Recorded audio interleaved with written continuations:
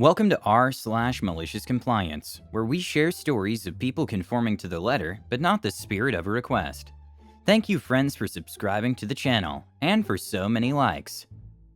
The first story. My friend enjoyed a few months with little to no work on Fridays. The second story. I receive an email from my boss asking me to pay for every call I make. The third story. The boss said it wasn't our problem, and I agreed with that.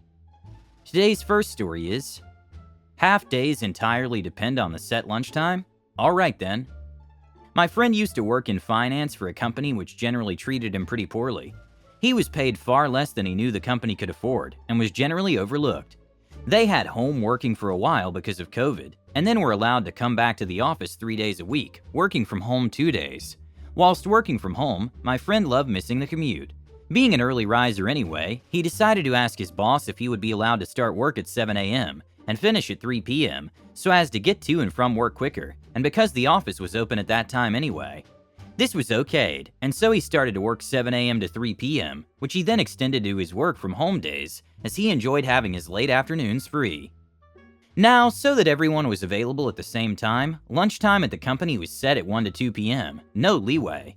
One Friday, my friend wanted a half day to begin the start of a long weekend. Because he would usually finish work at 3 p.m., he asked if half days for him could be earlier, around 11 a.m., since he would be putting in more hours before lunch than anyone else. No, he was told. Half days means finishing at lunch, so he had to work from 7 a.m. to 1 p.m., 6 hours, despite it counting holiday-wise as a half day. This annoyed him for obvious reasons, until he found a great benefit to this. Working from home on Fridays, he started booking mornings off work, meaning he didn't have to work until 2 p.m. Then he worked for 1 hour from home and that was it.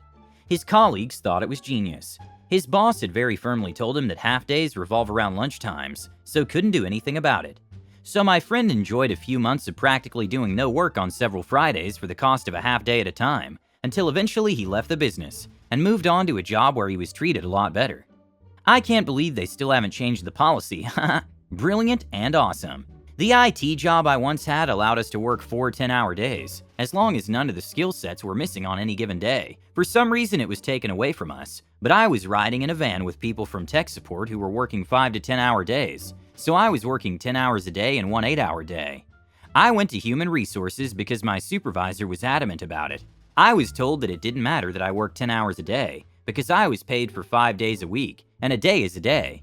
I started leaving early Monday through Thursday, and when asked about it, I said, a day is a day, and the number of hours doesn't matter. The second story is: my job tried to charge me for personal calls on my work phone, even though I had an unlimited plan. I was working as a contractor in a hospital for a medical supply company. I was in a team lead kind of role in a small department, supervising about 20 people total.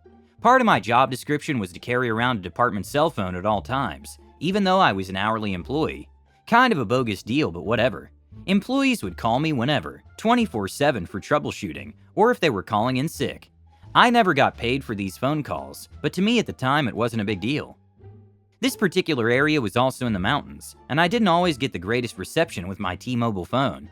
I got great reception with my work phone, so every once in a while I'd use it for personal use. After about a year of this, I get an email from my boss's secretary asking me to pay for each of the calls I made. I said sure, send me the phone records. After that, I went through the phone records over the past year and saw I'd used it maybe 10% of the time for personal calls. After adding everything up, I emailed her back. I added everything up, and turns out I owe you guys X amount of dollars for my personal calls.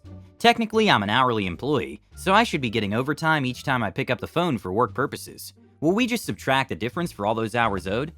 I never heard back. I didn't push it and they didn't either. A friend of mine had something similar. So it's very common in this country to have at least a phone plan offered for his area of expertise. My friend got a phone plus unlimited calls and text messages plan, and they are, by the way, designed to replace your phone plan, as if they were handing over your personal phone number. But his boss, when he realized he only had 30 minutes of work calls a month, but hours of personal calls, tried to tell him it wasn't fair, and he couldn't use it more for personal business than for work. Needless to say, he had no leverage there. You can't control private calls as long as they're outside of work hours. Needless to say, he didn't stay at that job long and accepted a higher paying offer that also came with the car. The last story is: submit what I have right now? Will do. In the past, I worked for a civil engineer. essentially working as an engineering intern despite lacking the certifications to be one officially. In effect, I could and did do anything he could, but it all needed to be signed off on by him in the end, since he was the licensed engineer, and I was officially just a CAD technician. However, despite me not actually being licensed, my work and troubleshooting abilities were good enough that he rarely looked at any of it, except if I brought part to his attention, for clarification, or to suggest possible alterations or concerns. This involves one of those concerns. We were set up to do the site design for the new location of a moving business into an urban development area. The client was trying to save money, so instead of getting us to survey the site for them, they went with lowest bidder and used someone else. That surveyor sent us the file, and I go to get started, but see that the survey is dated 10 years previously. I point this out, the boss informs client, they go to surveyor, and next day I get a new file dated 2 days previous, but it was the same file. They didn't resurvey, just put new date on the old file. You go cheap, you get cheap. Boss's take when I pointed it out was, not our problem. We can't verify site conditions. That's what the survey's for.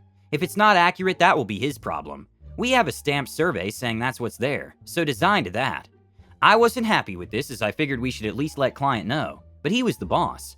So I get designing. We end up with some tricky issues due to the way stormwater currently entered and left the property, combined with very strict city codes for the plot, due to the urban development they had going on in the area. Have to make sure everything is pretty for visitors to the city, and it matches everything that will be built around it.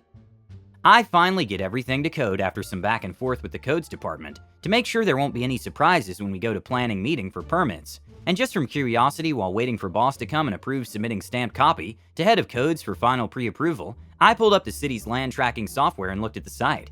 I immediately noticed some issues. Via the satellite imagery and street view photos, I could see that there was a 5-lane road fronting the site, not the 2-lane road in survey. Additionally, actual conditions showed power poles on property, an existing building foundation, and that neighboring businesses' parking lot extended into property and had sturdy fence built around it. None of that was on the survey. A quick bit of searching found that the road had been expanded 5 years previously, well after the survey of 10 years ago, in anticipation of the upcoming plans for developing the area. With all of these things in mind, our design would actually be building into the roadway. Our sidewalk was set directly over the existing power pole, and part of our client's building would be in the neighbors' encroaching parking. I grabbed the satellite photo and loaded it into our drawings underneath our design so that I could show my boss the problem. And it was a big problem, since the design was now very out of code if you consider actual conditions. If we submitted and got approval as it was, then the day contractors went to site, they'd have to stop and report to the city, and the city would shut everything down and require inquiry and full restart of project approval process. Costly just from standpoint of the normal process fees, which would have to be paid all over again for new project, but additional costs for any number of issues if the city wanted to make a point. And if the contractor wasn't smart enough not to start working when site didn't match plans, there could be even larger fees. Additionally, contractors bid based on the work expected, using the plan's depictions of existing conditions versus planned development, and existing parking lot, fence, building foundation, and potential electrical, sewer, and water to be removed, as well as a power pole to be relocated, would be a large additional cost that contractors wouldn't know to bid during the process, and would delay construction once on site, plus negotiation of the additional costs for the unexpected work. I interrupted boss to bring this to his attention immediately, because the client was on a deadline to get new business open, and letting this play out would put him months behind. Boss looked it over and said not our problem. He didn't want to use us for his surveying, let him deal with it. When it all goes down, the client will just end up having to use us for survey, and we'll get to do the project a second time. Package up what you already have and send it now. And he walked out.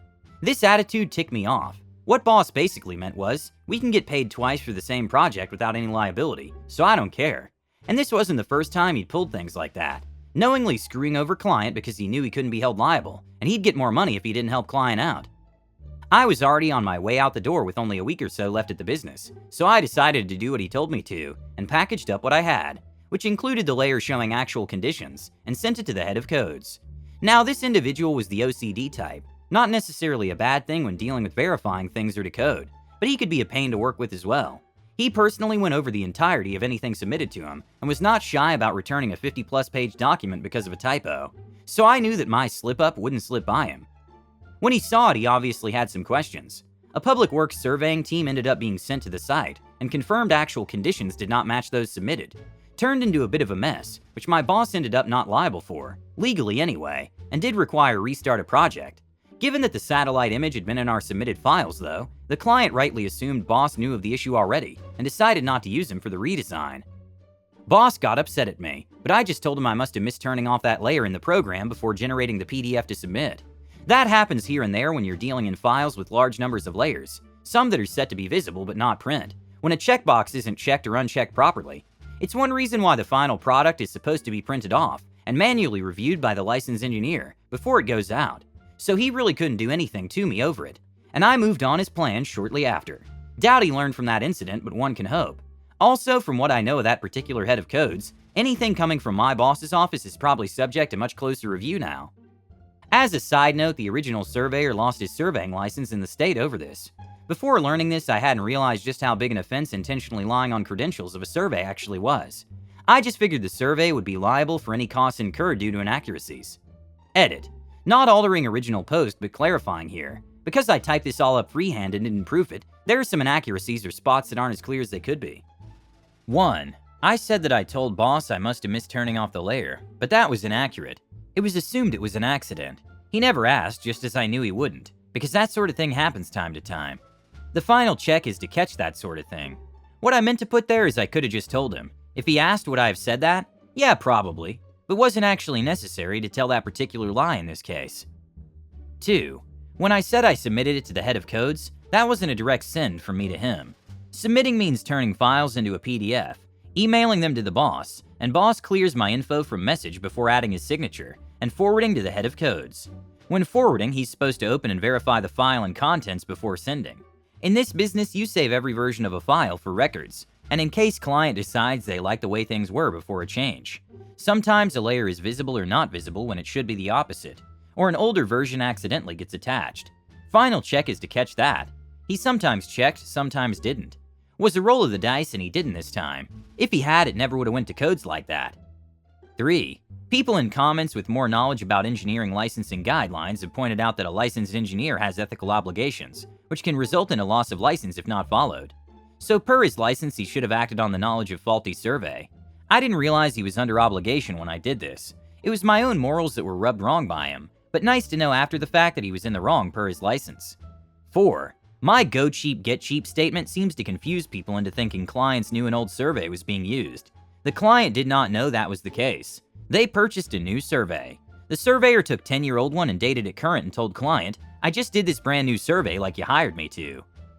Good job, OP. If something goes wrong, there's a risk to life or safety. You absolutely need a strong sense of professional ethics to do the job properly. A civil engineer's job is always to identify the mistakes he encounters, no matter what his immediate task is. Thank you for watching.